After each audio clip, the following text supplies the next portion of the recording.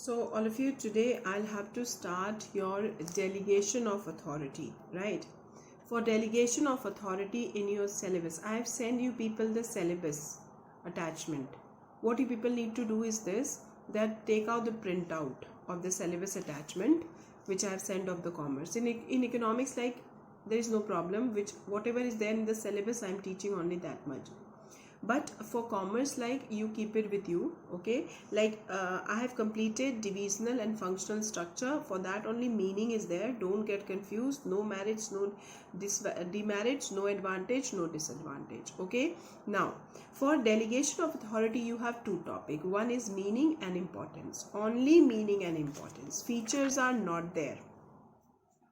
So we will not go into the characteristics or features of delegation of the authority. We have to study only the meaning and importance of delegation of authority. Okay, what do you mean by authority? You know, what is delegation?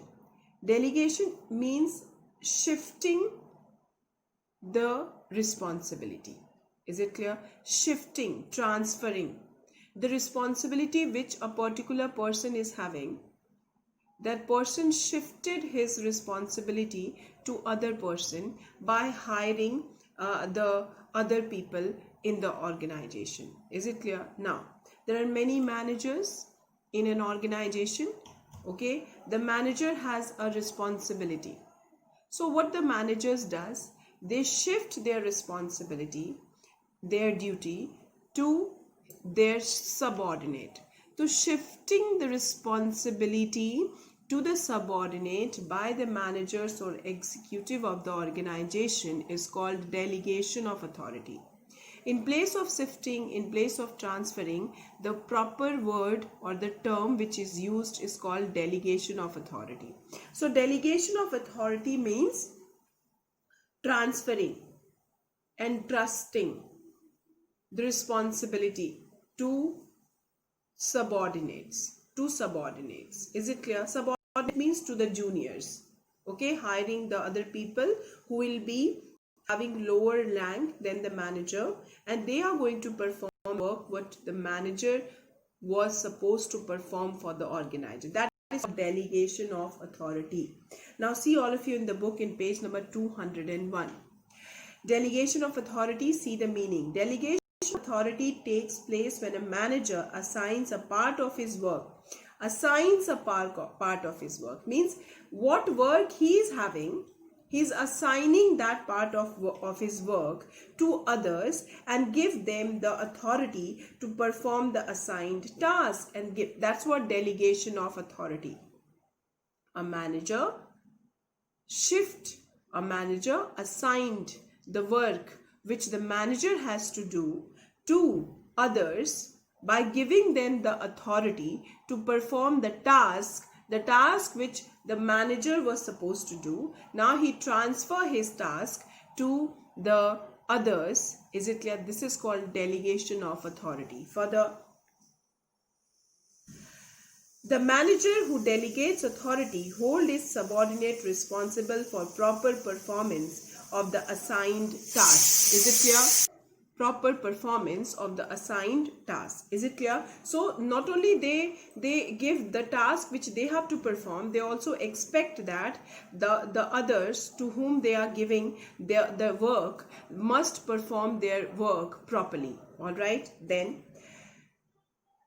Thus, the process of delegation involves assigning duties, entrusting authority, and imposing responsibility on subordinates. Some popular, okay, till here is the meaning of delegation of authority.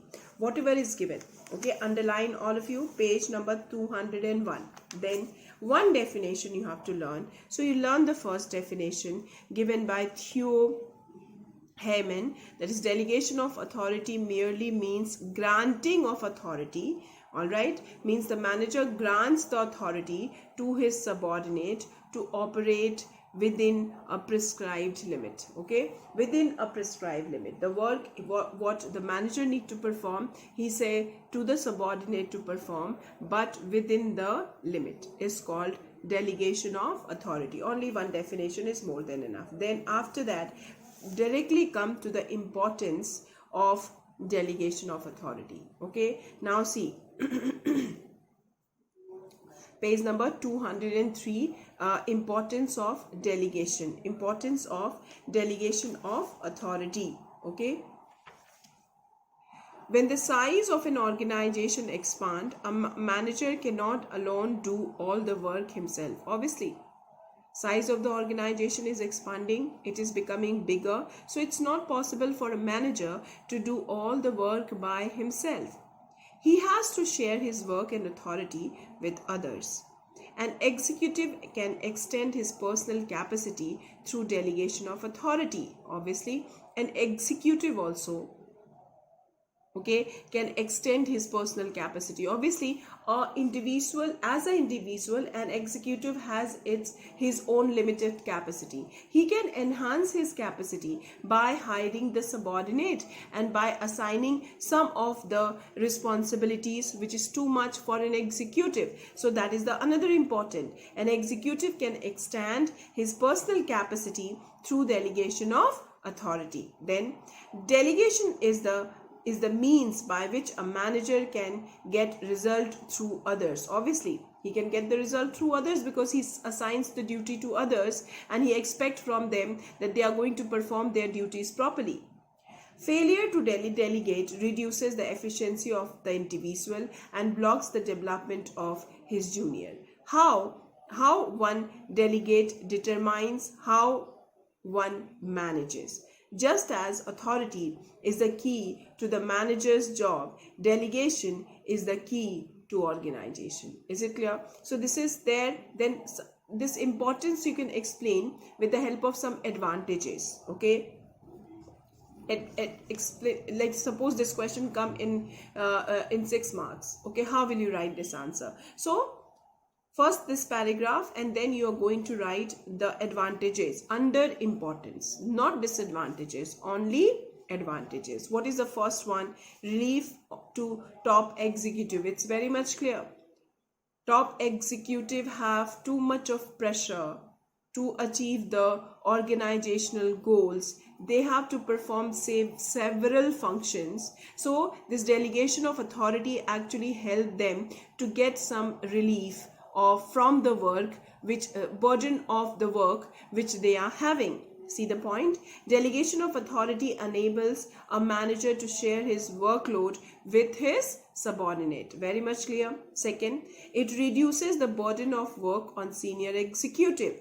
By transferring routine work to subordinate, a manager can concentrate on important policy matters. Till here. Is it clear? So till here you people have to write, and nothing is there in this point to explain. Second point, scalar chain. Yes, obviously it creates a scalar chain from top to bottom.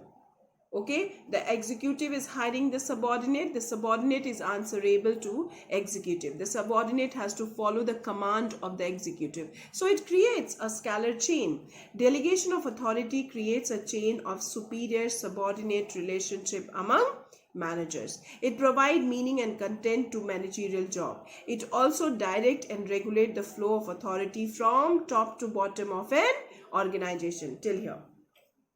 Third point, specialization. Through delegation, an executive can assign job to his subordinate. Who are these subordinate?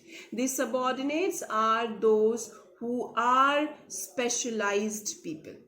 So delegation of authority always leads, so because you know a manager work and the work of the executive is multidimensional, and one person cannot perform all the dimensional work, all the work which are having different dimensions.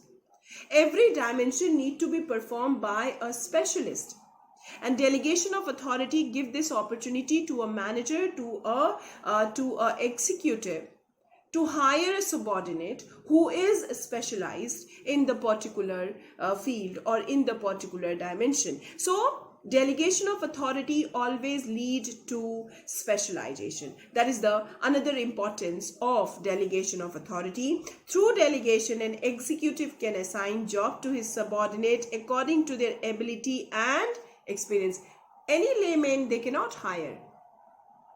They hire those subordinates who have the experience and who have the ability to perform the particular task. So delegation leads to division of work, which results in better utilization of human and mineral resources. It improves the competitive strength of the organization. Next, quick decision. Obviously, a manager or executive has to take several decisions, and on individual basis it is really time taking to take a particular decision. But if a person has many hands to give the suggestion, then it become very easy to take the decision. That is what quick decision possible because of the delegation of authority. When authority is delegated, lower level employees can take decision quickly without consulting senior objective. They take the executive. Subordinate are better in touch with local condition. Obviously, those who are in the top, they are like higher rank, so they don't have they are not aware of the local condition, but these subordinates are aware of the local condition. That's why they take the quick decision, and they're not depending on their higher executive, and can take more practicable decision within the policy framework led down by top management. Next, motivation of subordinates. Delegation provides a feeling of status and recognition to subordinate. Obviously, the subordinate gets status, they get the recognition, because if they will do the work properly, then their work will be known by everyone, so they get the recognition. The subordinates also, then their dependence and job satisfaction increases to the authority they enjoy and the reward they get for good performance. That is the most important line. So, and then executive, it is a development not only of the subordinate, it is also the development of the executive. Delegation gives an opportunity to employees to learn decision making and leadership skills by exercising authority. By exercising authority means by assigning the task to the subordinate, our employee will able to learn the decision making process and will able to learn the leadership capability. It helps to improve the quality of personnel at lower level, because they are required to handle situation and solve managerial problems. And the last point, that is growth and diversification. Okay, delegation of authority at all level facilitate expansion and growth of the organization. Obviously, because it's a scalar chain, they are going to work, each one is answerable to the others, all right, and each one is following the specialization. So because of the delegation of authority, it becomes possible for the organization to grow and to diversify itself. Is it clear? As the quality of managerial talent at all levels improve, the organization can face the future challenges in a better way. Is it clear? So we have completed today the meaning and importance of the delegation of authority. Now, two more topics are left in this chapter. Okay, other things are not needed. Other thing, element of delegation not needed, authority not needed, responsibility, accountability. Directly we will start the two last topic, that is centralization and decentralization. That will be the last topic of your chapter number 9. Okay, and then this chapter is going to complete. So for today only this much. Thank you, children.